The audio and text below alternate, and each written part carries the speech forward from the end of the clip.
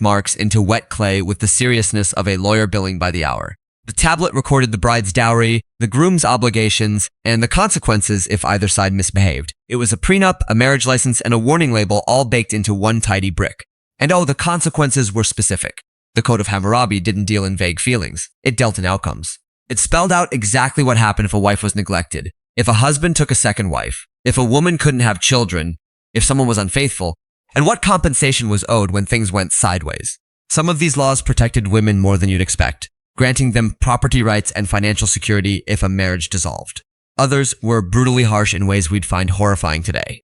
But the point stands. Marriage was a matter of enforceable law, not private affection. Think about how strange that would feel.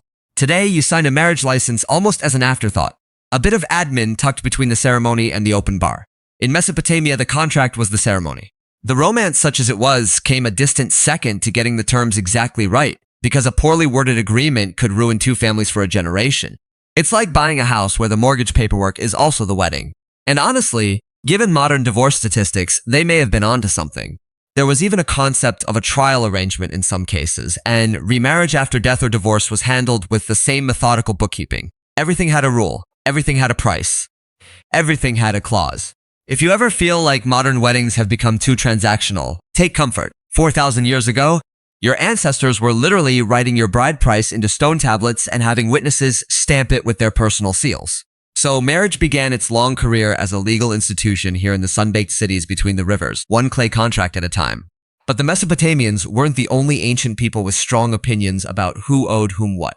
Because underneath every one of those contracts lay a very old question. Exactly how much is a spouse worth? And to answer that, we need to talk about the price tag. Because in much of the ancient world, love came with an invoice. The bride price was exactly what it sounds like, a payment made by the groom's family to the brides, often in livestock, silver, grain, or whatever wealth a family could scrape together.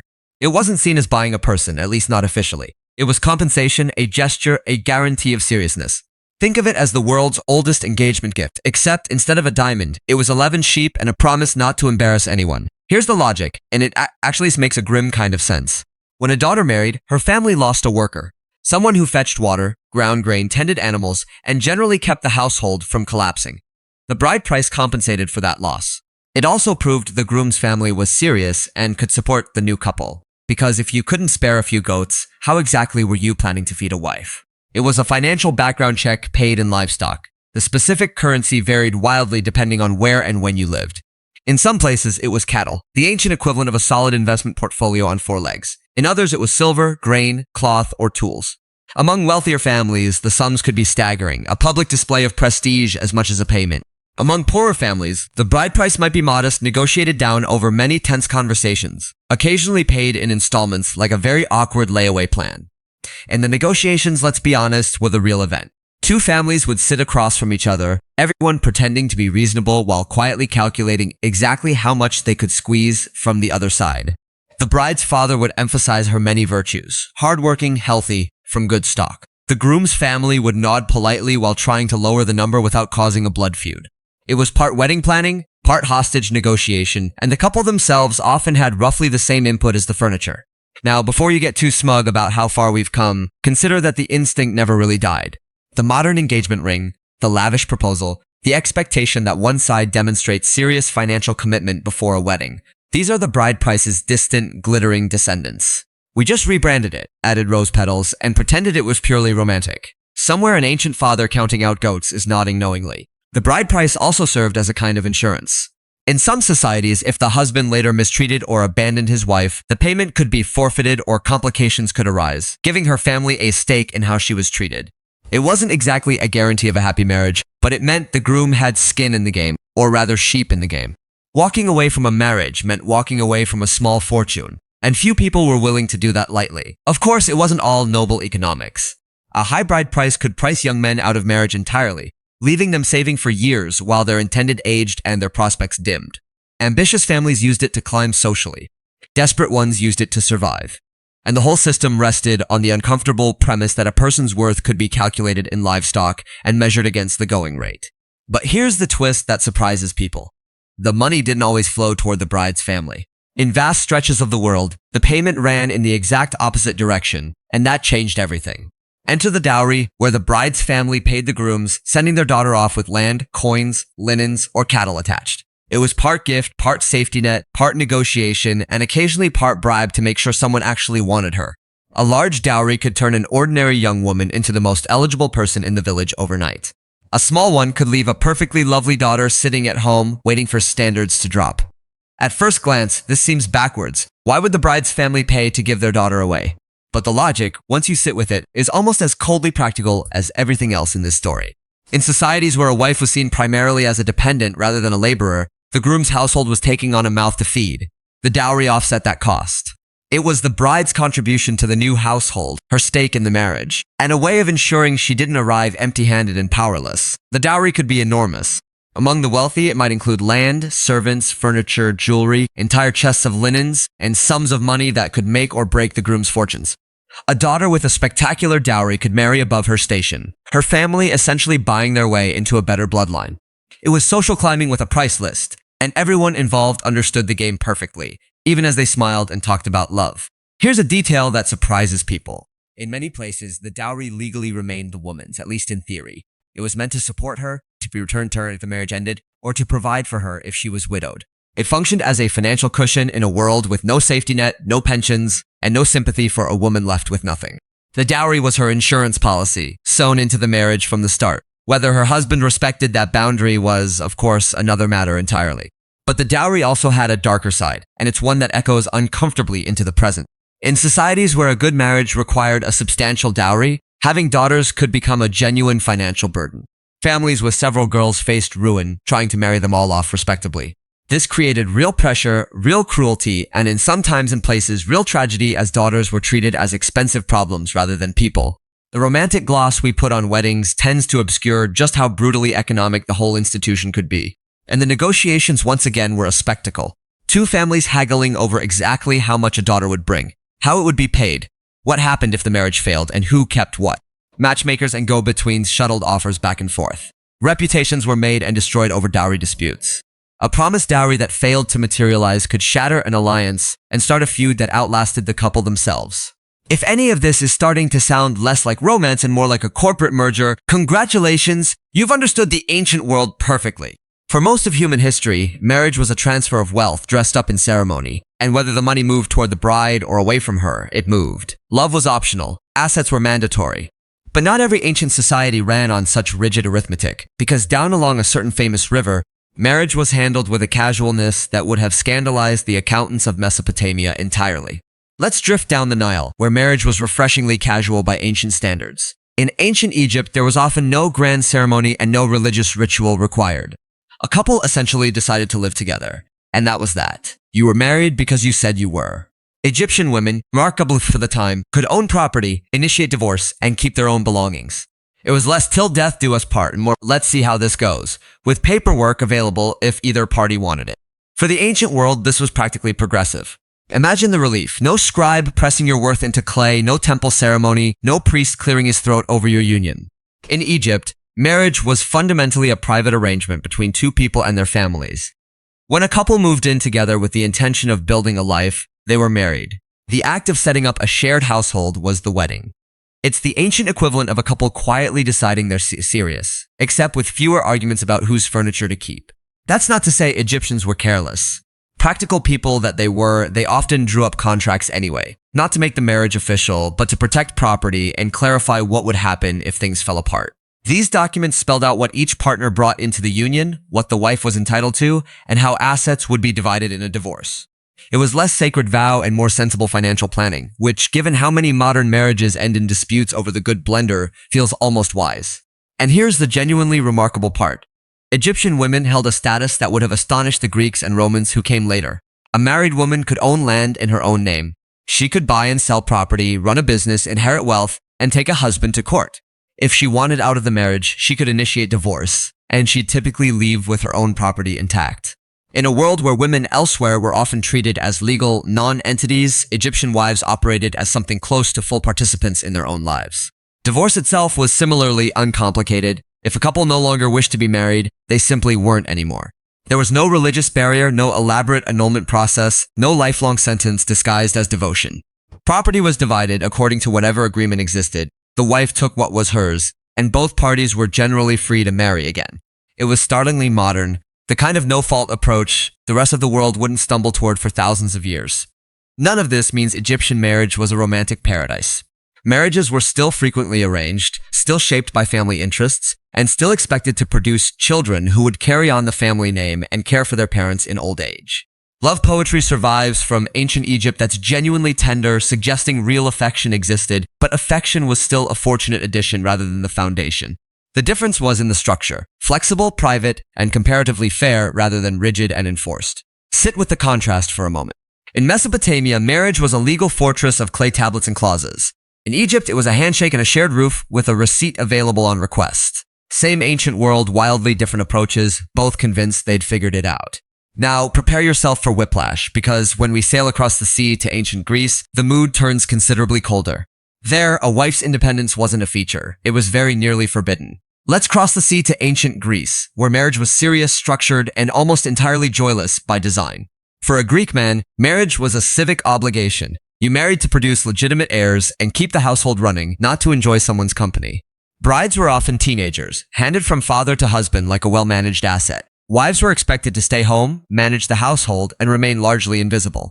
Romance, such as it was, tended to happen everywhere except the marriage itself. It was less a partnership and more a permanent job with terrible hours. Let's talk about the age gap because it's genuinely startling. A respectable Greek man, particularly in a city like Athens, often didn't marry until he was around 30, once he had established himself and done his civic duties. His bride, meanwhile, was frequently around 14 or 15. She went straight from her father's control to her husband's, with barely a pause to develop opinions of her own. The marriage wasn't a meeting of equals, it was an experienced adult acquiring a young wife whose main job was to bear legitimate children and run his home efficiently. And the home was quite literally her world. Respectable Athenian wives were expected to stay indoors, managing the household, supervising servants, weaving cloth, and remaining out of public view. Venturing out too much, being seen too often, or being talked about at all was considered improper. A wife was one whose name was never spoken by men in public, for good or ill. Imagine a marriage where your greatest achievement was being so thoroughly unremarkable that nobody outside the walls knew you existed. The wedding itself did involve ceremony, so it wasn't entirely without occasion. There were rituals, processions, sacrifices, and a feast with the bride transferred from her father's household to her husband's amid symbolic gestures meant to mark the transition. She'd bring a dowry with her, and the union was witnessed and recognized by the community. But strip away the ritual, and the core function was clear. Produce heirs, secure the bloodline, keep the household stable. Feelings were not on the agenda and frankly weren't expected to be. Here's where it gets bleak in a distinctly Greek way. Because marriage wasn't expected to provide emotional or intellectual companionship, men often sought those things elsewhere entirely. The Greek social world was full of relationships and connections that had nothing to do with one's wife, and this was widely accepted. Your wife managed your home and bore your children. Your genuine conversations, your deep bonds, your intellectual life, those happened out in the world among people who were emphatically not her. The marriage was the foundation of the household, but rarely the center of a man's emotional universe. For the wife, this arrangement offered little in return. She had responsibilities without freedom, a role without recognition, and a husband who saw her as essential infrastructure rather than a partner. Her value lay in her respectability and her ability to produce legitimate sons. A wife who did her duty quietly and well was praised in the same tone you might praise a well-run estate, approvingly and completely impersonally. Sparta, it's worth noting, did things somewhat differently, giving women more physical freedom and a stronger public role, which the rest of Greece found faintly alarming. But the Athenian model dominates our picture of Greek marriage, and it's a chilly one. An institution built for order, heirs, and household management, with the romance carefully filed under not applicable. If Greece treated marriage as a solemn civic chore, you might expect Rome to be much the same. But the Romans, ever the innovators, took the whole institution and turned it into something with categories, fine print, and surprising flexibility. Welcome to Rome, where marriage had rules, categories, and enough legal fine print to make a modern lawyer weep with joy. The Romans took marriage seriously as a foundation of society, but they also made it surprisingly flexible. There were different types of marriage, depending on how much control a husband gained over his wife's property and person. Some unions kept a wife legally tied to her father's family, which meant astonishingly that a Roman woman could retain a measure of independence. Roman marriage was a contract, a status, and occasionally a strategic career move. Let's start with a big distinction because it genuinely mattered. In one older form of marriage, a wife passed fully into her husband's authority, leaving her father's family and becoming legally almost like a daughter to her own husband. Her property became his. Her legal existence folded into his household. It was a total transfer, and for a long time it was the standard model. But over time, a different arrangement grew popular, where the wife legally remained under her father's family and kept her own property separate from her husband's. That second arrangement quietly changed everything. A woman married this way could own property in her own right, inherit wealth, and retain financial independence her Greek counterparts could only have dreamed of. Her dowry was managed with the expectation it would return to her if the marriage ended. She wasn't absorbed into her husband. She remained a distinct legal person with distinct legal assets. For the ancient world, this was remarkably sophisticated, and it produced some formidably wealthy and influential Roman women. Roman marriage also rested on a concept that sounds almost sweet until you examine it. A marriage existed because both parties intended it to. The union was fundamentally about mutual consent to be married, an ongoing agreement rather than a single binding act. This made Roman marriage flexible but also a little unstable, because if the intention to be married ended, so in principle could the marriage. More on that shortly, because the Romans took ending marriages to an art form. Weddings themselves ranged from elaborate to barely there. Wealthy Romans staged grand ceremonies with specific rituals, auspicious dates chosen by consulting the gods, a bride in a distinctive veil, and a procession to her new home complete with torches, songs, and a fair amount of ribald joking. Poor Romans got married with far less fuss. But across the board, marriage was expected of respectable citizens. It was your duty to marry, produce legitimate children, and contribute new citizens to the Republic and later the Empire. Emperors even passed laws encouraging marriage and penalizing those who stayed stubbornly single. An ancient nudge that no doubt delighted precisely no one, and status was everything.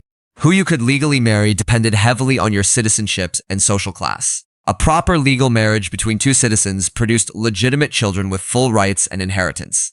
Unions across certain social boundaries weren't recognized the same way, and the children of such pairings could find themselves shut out of the privileges of legitimacy. Marriage wasn't just about two people. It was about correctly reproducing the social order, one properly documented citizen at a time. So Roman marriage was a genuine institution, structured, respectable, and central to public life, while also being more adaptable than almost anything that came before it. It could bind a woman completely or leave her strikingly independent depending on the arrangement. It was, in short, very Roman, legalistic, pragmatic, and endlessly concerned with getting the paperwork exactly right. Which brings us to the paperwork's favorite pastime. Because if the Romans excelled at marrying, they were positively gifted at getting divorced. Since we're in Rome, let's talk about ending a marriage because the Romans were shockingly relaxed about it. Divorce was legal, common, and often surprisingly undramatic. Either spouse could initiate it, and in the upper classes, marriages sometimes dissolved and reformed with the frequency of modern job changes. A powerful Roman might cycle through several spouses in a lifetime, each union carefully chosen to climb the social or political ladder. There was no lengthy court battle, no scandal necessarily, just a formal declaration and the quiet reshuffling of alliances. Marriage was permanent right up until it wasn't. Remember that Roman marriage rested on the mutual intention to be married. Here's the consequence. When that intention ended, the marriage could too. If a couple no longer wished to be wed, they simply weren't. No priest had to approve it, no court had to grant permission, and no god needed to be consulted. A declaration, sometimes a simple written notice, and it was done. For a civilization obsessed with legal detail, divorce was startlingly free of red tape. This produced a marriage culture that among the elite could feel dizzyingly fluid. Alliances between powerful families shifted, and marriages shifted right along with them. A politician might marry to secure the support of one faction, then divorce and remarry when the political winds changed. Wives and husbands were reshuffled like pieces on a board, each move calculated for maximum advantage. A well-timed divorce and remarriage could reposition an ambitious family overnight, and everyone understood the game. The famous figures of Roman history married and divorced with a casualness that can still raise eyebrows. Prominent men worked their way through multiple wives, not out of scandal but out of strategy, each union serving a purpose until it didn't. Powerful women, too, could find themselves divorced to make room for a more advantageous match. Their feelings were roughly as relevant as they'd been at the wedding. Marriage among the elite was a tool of ambition, and tools get swapped out when a better one appears. But, and this matters, divorce wasn't purely a plaything of the powerful, nor was it always cynical. Ordinary Romans divorced too, for the ordinary reasons humans have always had. Incompatibility, infidelity, or simply the slow realization that this was a mistake. Because a woman in the more independent form of marriage kept her own property and dowry, divorce didn't necessarily leave her destitute. She could take her assets, return to her family, and frequently marry again. It was a genuine exit, not a trap dressed up as an option. Of course, it wasn't consequence-free. There were disputes over the dowry, arguments about who kept what, and complicated questions about the children who typically remained with the father's family. Divorce could strain alliances, wound pride, and generate the kind of gossip Romans adored. And a woman who divorced too freely or a man who cast off wives too carelessly could damage their reputation. Freedom to divorce didn't mean freedom from judgment. The neighbors always had opinions, and the neighbors were merciless. Still, compared to what came later, Roman divorce feels almost enlightened. The idea that two people could simply stop being married, divide their property, and move on with their lives wouldn't be broadly available again in the Western world for a very, very long time. The Romans stumbled onto something like no-fault divorce, and then in a sense, humanity spent the next 2,000 years slowly forgetting it. Because the reasons people married were about to grow far larger than personal ambition. When kingdoms themselves hung in the balance, marriage stopped being a private matter entirely. It became the single most powerful weapon a ruler could wield without drawing a sword.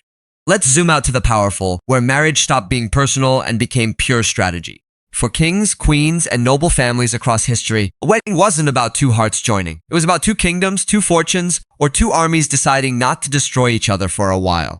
Children of rulers were engaged before they could walk. Their futures traded across borders like the most important cards in the deck. You didn't marry a person, you married a treaty. And if the treaty later became inconvenient, well, that's what annulments and occasionally very suspicious deaths were for. Picture it. You're born into a royal family, which sounds wonderful until you realize it means your entire romantic future is a diplomatic resource to be spent. Before you can form a coherent sentence, ambassadors are discussing your marriage prospects in rooms you'll never enter.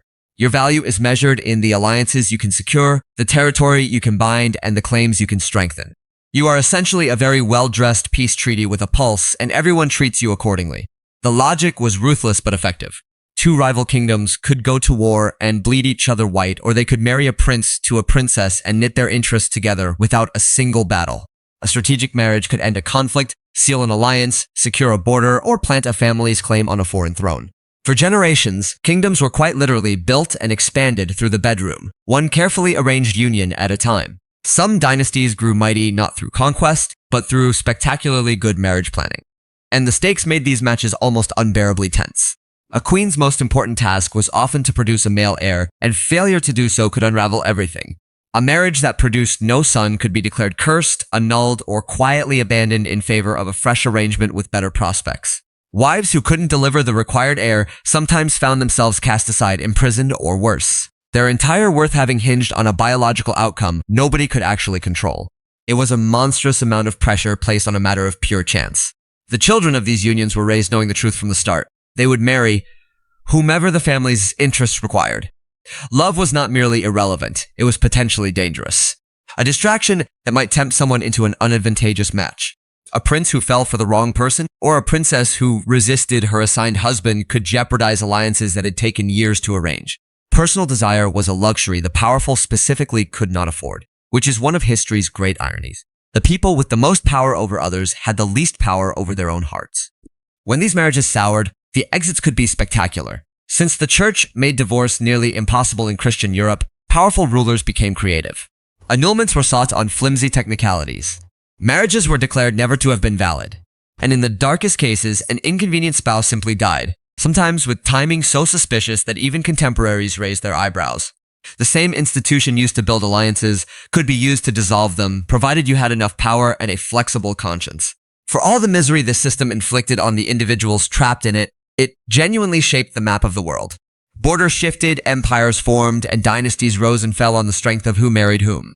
The great political story of much of human history was written not only in battles, but in wedding contracts.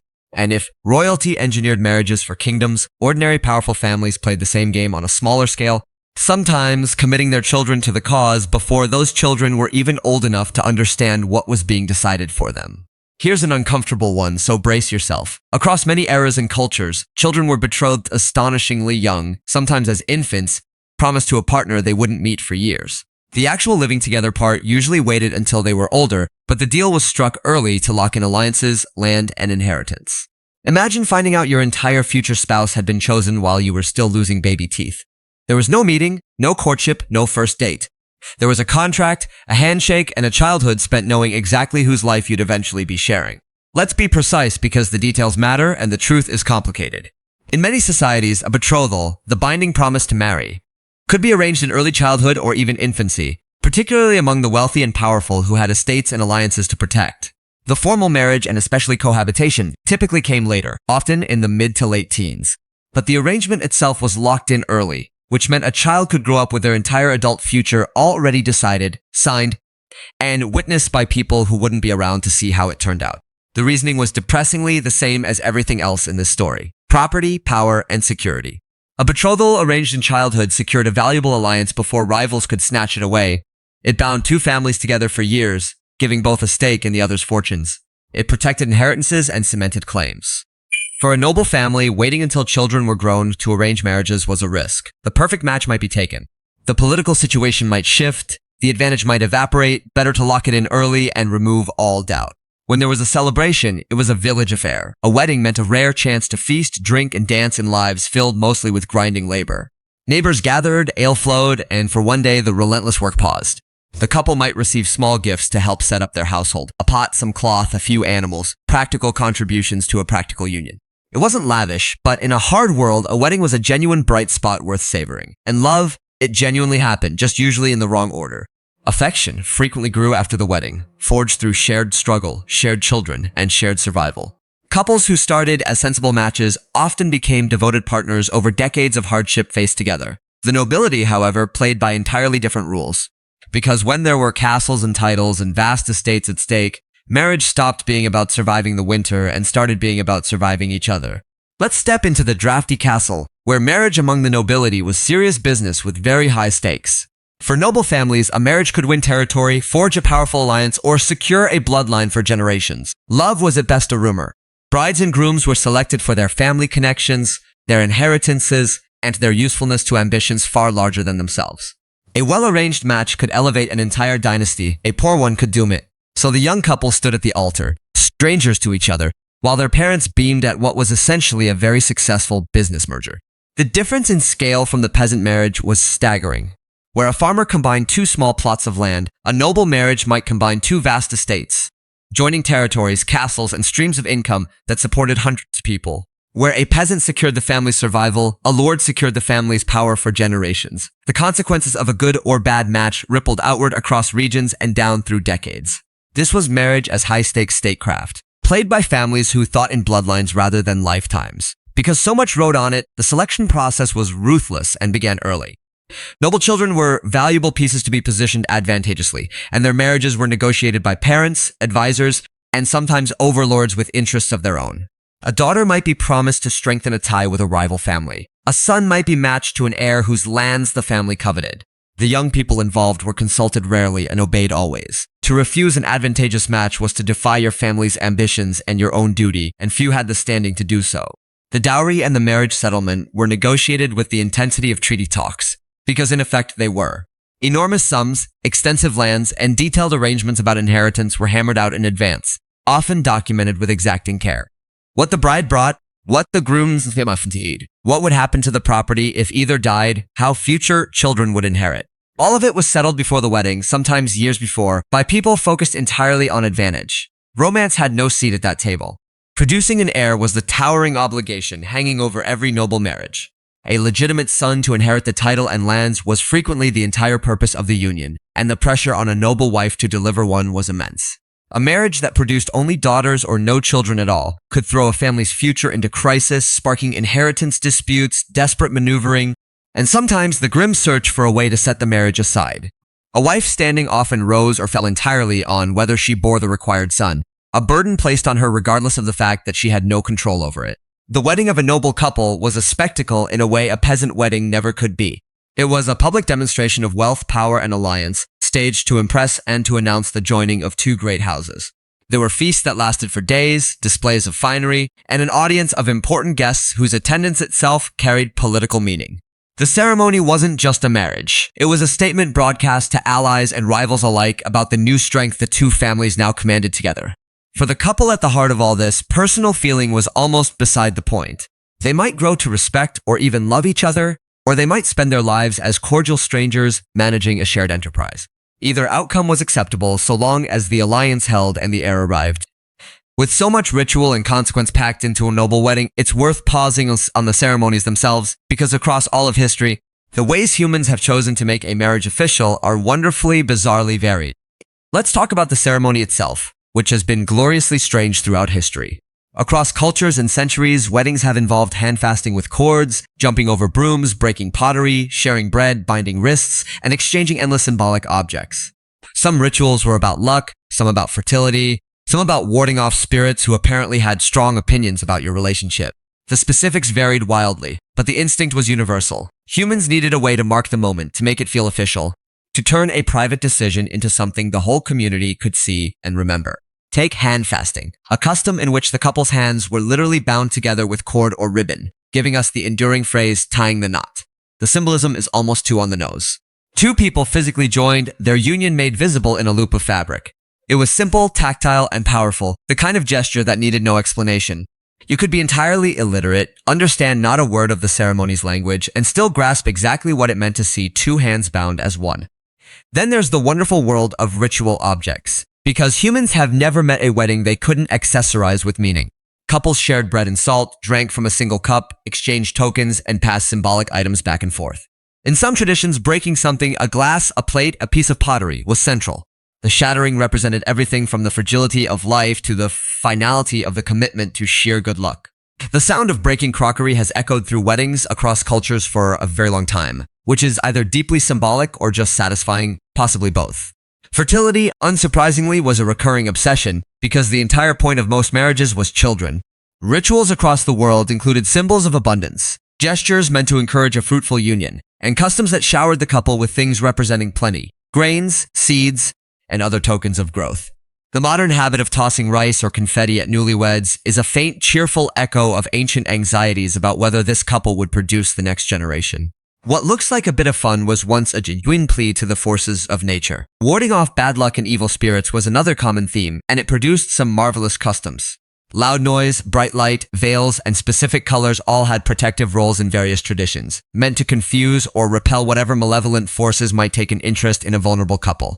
The veil, for instance, carried layers of meaning across cultures. Modesty, mystery, protection, and the idea of shielding the bride from ill fortune ran through many of them. A wedding wasn't just a joyful occasion. It was a moment of spiritual exposure that needed careful managing. What's striking is how the same deep instincts surface again and again in wildly different forms. Binding, sharing, breaking, showering, veiling. Cultures with no contact whatsoever arrived at strikingly similar impulses, because they were all wrestling with the same underlying truth. A marriage is an invisible thing, a change in relationship that you can't see or touch. Ritual makes it real. It gives the community a moment to witness, a memory to hold, and a clear before and after line. One moment you are two people. The next, after the knot is tied or the cup is shared, you are something new. And among all these objects and gestures, one small item would outlast nearly all the others, quietly circling the finger of married people for thousands of years right up to the present day. Here's a small object with an enormous history. The wedding ring. The idea of a ring symbolizing marriage stretches back thousands of years, worn as a token of a bond that supposedly had no end, like the circle itself. Ancient peoples believed a particular finger contained a vein running straight to the heart, charming, romantic, and completely wrong anatomically. But nobody checked. Over time, the ring became a near-universal symbol, a portable announcement that you were spoken for. One small band doing the heavy lifting of signaling to the entire world, "Sorry, I'm taken." The symbolism of the circle did a great deal of work.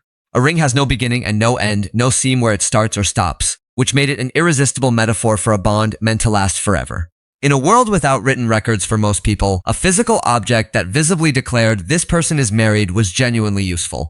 It was information you wore on your hand, readable at a glance, needing no explanation. The ring said what a marriage certificate would later say, except it never got lost in a drawer. The famous belief about the ring finger is one of history's most charming errors.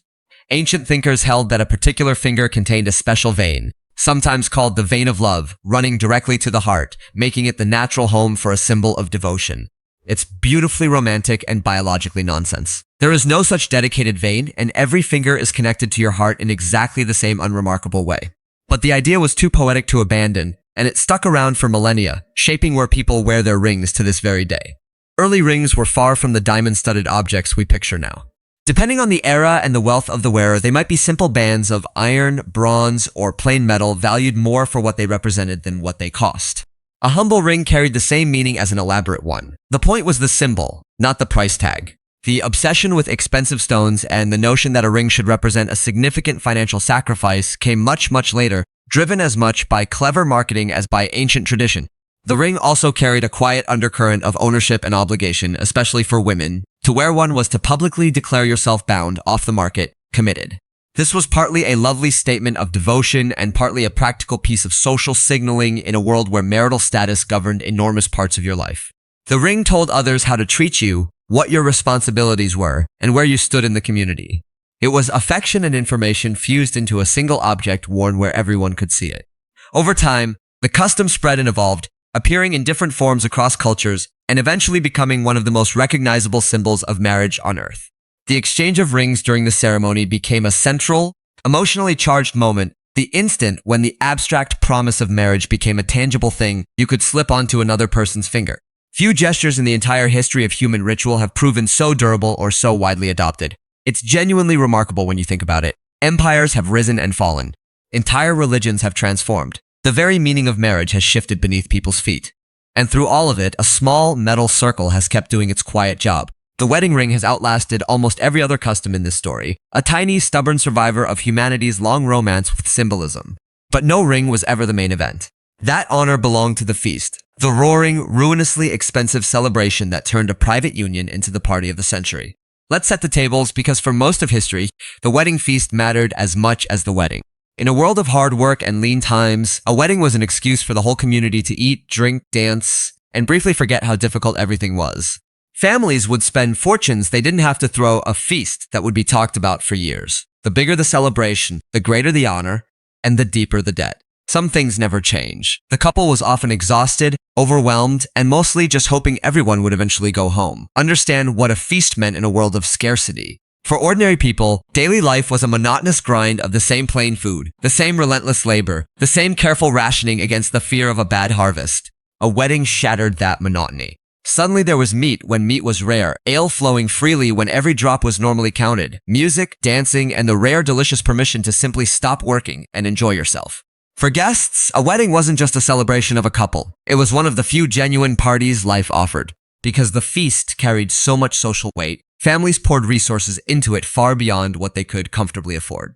The size and richness of the celebration broadcast the family status to the entire community. A generous feast earned respect, admiration, and goodwill. A stingy one invited whispers and quiet contempt. So families stretched, borrowed, and spent, treating the wedding as an investment in their standing. If this sounds familiar to anyone who has looked at a modern wedding invoice and felt faint, that's because the impulse is thousands of years old and shows no sign of dying. The feast was also a communal obligation as much as a celebration. Guests came bearing gifts, contributions of food and help, small items for the couple's new household, labor to prepare the event. In tight-knit communities, a wedding was something the whole village participated in creating, not merely attended. This spread the enormous cost and effort around, and it wove the new marriage into the community's fabric. By eating at the feast and giving to the couple, everyone acknowledged and supported the union. The party itself was a form of witness. For the wealthy and powerful, the wedding feast reached extraordinary heights. Noble celebrations could last for days, featuring lavish displays of exotic foods, entertainment, and finery designed to awe important guests and announce the family's might. These were political events as much as parties, where alliances were affirmed and status was displayed in the most literal edible form. The sheer excess was the message. Look at what we can afford. Look at how many powerful friends we command. Look at the strength of the houses now joined. And the celebrations could get raucous. Wedding feasts throughout history were known for their revelry, their drinking, their bawdy humor, and their occasional descent into chaos. The combination of abundant alcohol, high emotion, and a crowd freed from daily restraint produced exactly the kind of scenes you'd imagine. There were toasts and songs, games and jokes at the couple's expense, and a general atmosphere of unleashed festivity that could tip into disorder as the ale ran low and the night ran long. Through all of it, the newlyweds themselves often occupied a strange position. The center of attention, yet somehow bystanders at their own party, exhausted by ceremony and scrutiny, subjected to endless well-wishing and teasing. Then, as now, plenty of couples surely spent the height of their celebration quietly wishing everyone would finally go home so the marriage could actually begin. Yet even the grandest feast assumed one thing that we'd find strange today, that a marriage meant one husband and one wife, because across much of the world, marriage came in larger numbers. Let's address the arrangement that surprises a lot of people. For much of human history, in many parts of the world, marriage didn't mean just two. Polygamy, most commonly one man with multiple wives, appeared across numerous cultures, often tied to wealth, status, and the ability to support a large household. It was frequently a symbol of power. The more spouses, the more prestige. It was rarely simple, of course, since managing multiple marriages meant managing multiple households, multiple in-laws, and a truly heroic amount of domestic diplomacy. Monogamy in the grand scheme is just one option among many humans have tried. Let's be clear about the scale of this, because it wasn't a fringe practice. Across vast stretches of history and geography, marriage to multiple wives was accepted, legal, and often it appeared in societies all over the world, woven into their laws, customs, and religions. Monogamy as the sole legitimate form of marriage. The arrangement many people today assume is simply natural and universal was actually one particular tradition among several, and its dominance in some regions was the result of specific cultural and religious history, not some inevitable human default. The logic behind polygamy was frequently economic and tied directly to power. Supporting multiple wives and the many children they'd bear required substantial wealth. That meant only prosperous and powerful men could realistically afford it, which turned multiple marriages into a visible display of status. A ruler or wealthy man with many wives was demonstrating his resources and importance in the most tangible way. It also served practical purposes, producing many children to secure a lineage, forging alliances through multiple marriages, and building a large, productive household. For rulers especially, multiple marriages were a tool of statecraft. A king might marry women from several important families or neighboring peoples, each union sealing an alliance or extending his influence. In this way, polygamy functioned much like the political marriages we discussed earlier, only multiplied. A single ruler could bind himself to many powerful families at once, weaving a web of connections that stabilized his reign. The wives in these cases were often instruments of diplomacy, their marriages serving the kingdom's interests rather than their own desires. Their children would become princes and princesses, themselves future pieces in the ongoing game of dynastic politics. It was a system that could work smoothly when everyone understood their role, but it could also produce bitter rivalries between co-wives and their children, competition for favor, inheritance disputes, and the kind of intricate family drama that no amount of wealth could smooth over. Managing a polygamous household required extraordinary skill, patience, and a tolerance for conflict that most modern people would find exhausting. Polygamy wasn't the only alternative to the one-man, one-woman model. In some cultures, polyandry, one woman with multiple husbands, existed, usually in places where land was scarce and brothers would marry the same woman to keep their small plots of land undivided. It was far rarer than polygamy, but a powerful reminder that human marriage arrangements are extraordinarily flexible, shaped by economic and social conditions rather than any universal rule. Other forms of union, including same-sex relationships recognized in various ways across different times and places, further complicate the picture. But for the purposes of this story, the point is this. The marriage we know today, the two-person lifelong commitment often framed as natural and timeless, is actually a very specific cultural product. Its history is not a straight line, but a branching, twisting path, full of experiments and alternatives that have been tried, abandoned, and sometimes tried again. So, where does that leave us? After thousands of years, after countless contracts and ceremonies, after all the goats and dowries and strategic alliances, marriage has finally arrived at something approaching the ideal we'd recognize. Love, for the first time in most of history, has claimed the center. The shift towards marrying for affection, rather than for property or alliance, is genuinely modern. It began gaining ground in the late 18th century and took firm hold in the 19th and 20th as ideas about individual happiness and personal fulfillment reshaped the institution from the inside out. Suddenly, people began to expect that marriage would be emotionally satisfying. The idea that you'd spend your life with someone you didn't love became, for many, unthinkable. This was a radical change, and it transformed everything. Marriage became something you entered because you wanted to, not because you had to. For the first time, a vast number of people could choose their own partners, and they did so based on feelings rather than finances. This shift has been accompanied by enormous social changes. Greater equality between spouses, the recognition of marriage as a partnership of equals, and eventually the extension of marriage rights to same-sex couples in many parts of the world. These are developments that would have baffled our ancestors. They'd look at a modern wedding and see something almost unrecognizable. Two people standing before family and friends, promising to love each other for life, with no exchange of property, no negotiation, and only a faint echo of the ancient rituals woven into the ceremony. The cake, the flowers, the white dress, these are the modern forms of the old traditions, but the meaning has shifted completely. Marriage today is a choice, an expression of love, a personal statement. It's also still a legal contract, still carries financial implications, and still shapes how society views you. The ancient structures haven't vanished. They've just been buried under centuries of romantic sentiment. And yet, the old tensions persist. wedding planning is still a source of anxiety and expense, echoing the negotiations of ancient families. The pressure to find the right partner still weighs heavily, though now it's a matter of personal satisfaction rather than family obligation. Divorce is once again available and common, though the reasons have shifted from political convenience to personal incompatibility. The ring still circles the finger, and the feast still strains the budget. The more things change, the more they stay the same, or rather the old habits have been repackaged, romanticized, and turned into traditions we'd never recognize as the practical transactions they once were.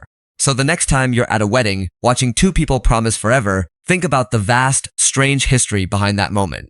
Think about the Mesopotamian scribes, the Roman politicians, the medieval peasants, the matchmakers, the kings and queens. Think about the goats and the silver and the dowries. Think about all the love that came after or didn't. And then raise a glass to the human instinct that has, through all of it, refused to stop trying. The stubborn, messy, beautiful desire not to face the world alone. Marriage has been a lot of things over the centuries. A contract, a transaction, a duty, a strategy. But above all, it's been a testament to that one quiet recognition. Life is easier, safer, and infinitely richer when you've got someone by your side. That part, at least, has never changed, far beyond the personal sphere. But let's not romanticize the reality of living in such a system, because it was emphatically not a simple or peaceful existence. A household containing multiple wives was a complex social organism, bristling with hierarchy, simmering rivalries, and unending delicate negotiations. There were constant questions of rank among the wives: who held seniority, who had the most influence, who received the lion's share of resources and attention. Above all, there was the fierce, ever-present anxiety about which wife's children would inherit, which bloodline would carry the family's fortunes forward. The potential for jealousy, factionalism, and outright conflict was enormous. Managing such a household demanded the diplomatic skills of a seasoned statesman, and the tensions between co-wives and their children could shape, and sometimes destroy, entire dynasties. It was not a matter of serene abundance, it was a pressure cooker of competing ambitions and fragile alliances under one roof. It's also worth acknowledging the far rarer mirror of this arrangement, polyandry, where one woman had multiple husbands. This occurred in certain societies, usually under specific economic pressures, such as extreme resource scarcity or the need to keep family land undivided among brothers who shared a single bride to prevent fragmentation of holdings. While never as widespread as polygyny, its existence is a powerful reminder that human cultures have experimented with marriage in far more configurations than our modern assumptions allow. The notion that marriage has always and everywhere meant the same thing simply collapses under the weight of historical evidence. Over time, various forces, religious, legal, and cultural, pushed many societies toward monogamy as the required norm, and in much of the world, plural marriage was eventually restricted or banned outright. But for enormous stretches of human history, in vast swaths of the globe, a marriage might well include several spouses, and nobody found that remarkable in the slightest. Of course, whatever form a marriage took, the same difficult question inevitably arose in every single one of them. What do you do when it goes wrong? And in Christian Europe, the answer had become fiendishly complicated. When the church had declared the union eternal, the options for escape narrowed to almost nothing. In much of Christendom, divorce was effectively impossible, so the desperate turned to annulment, a legal declaration that the marriage had never truly been valid in the first place. This led to some spectacularly creative arguments about distant cousins, secret prior promises, and technicalities that nobody had bothered to mention during the wedding. For the wealthy and powerful, an annulment was an expensive escape hatch. For everyone else, an unhappy marriage was often simply a life sentence, endured quietly until one party had the good grace to die. Recall the church's logic. A valid sacramental marriage was joined by God and could not be dissolved by human authority. This slammed the door on divorce as the Romans had known it. There was no simply agreeing to part and marrying someone new. If your marriage was valid, you were stuck. Full stop, no exceptions. No matter how miserable, cruel, or loveless it had become. For a great many people, that meant enduring an intolerable situation for decades, with no legitimate way out. The bond was for life, and life could be very long and very unhappy. The annulment was the loophole this system inevitably produced, because since a genuine marriage couldn't be dissolved, the only escape was to prove it had never been genuine in the first place. That some flaw made it invalid from the very beginning, so that in the eyes of the church, the couple had never really been married at all. This turned desperate spouses into frantic investigators of their own weddings, hunting for any defect that might unlock the door. The grounds could be surprisingly